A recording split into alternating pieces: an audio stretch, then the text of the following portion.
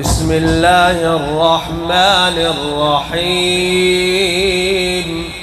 إذا زلزلت الأرض زلزالها وأخرجت الأرض أثقالها وقال الإنسان ما لها يومئذ تحدث أخبارها بأن ربك أوحى لها يومئذ يصدر الناس أشتاتا ليروا أعمالهم فمن يعمل مثقال ذرة خيرا يره ومن يعمل مثقال ذرة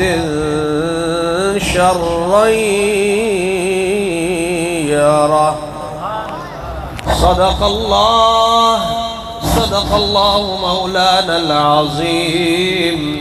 صدق الحبيب الأمين الكريم، ونحن على ذلك لمن الشاهدين والشاكرين، والحمد لله رب العالمين.